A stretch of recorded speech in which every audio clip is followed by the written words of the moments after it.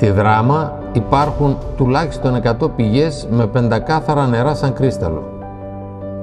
Οι πηγές γεμίζουν μικρές και μεγάλες γούρνες.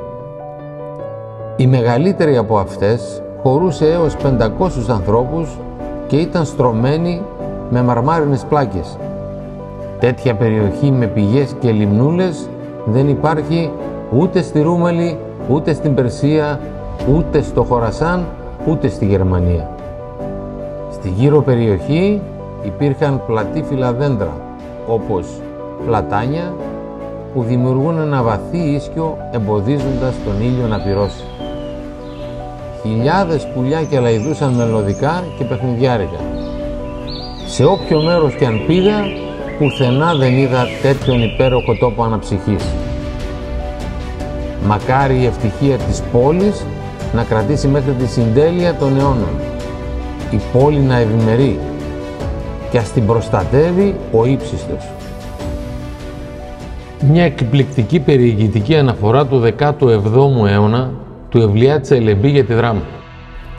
Η περιοχή των πηγών της Αγίας Βαρβάρας αναδείχθηκε σε ένα περιβαλλοντικό, ιστορικό, θρησκευτικό και πολιτιστικό ορόσημο για την πόλη μας, με τη διαχειριστική μελέτη που εκπώνησε ο διεθνώς καταξιωμένος καθηγητής αρχιτεκτονικής Δημήτριος Φατούρος.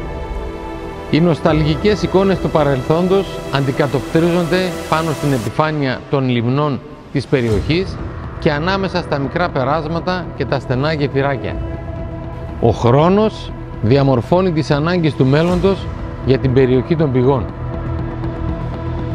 Αναζητώντας την αισθητική του λιτού, του απλού, επέλεξα να προσθέσω ομορφιά στην ομορφιά των πηγών της Αγίας Βαρβάρας με την κατασκευή ενός πρότυπου υδρόκηπου από σπάνια και απειλούμενα υδρόβια φυτά.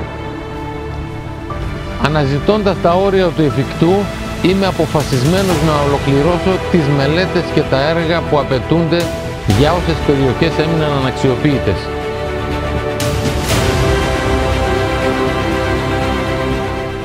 Αναζητώντας την δυναμική της συλλογικής δράσης, συγκεντρώνω, καταγράφω και συνθέτω συστηματικά τις τεκμηριωμένες απόψεις που διατυπώνονται για μια νέα ποιότητα ζωής στην πόλη, των νερών και των πηγών.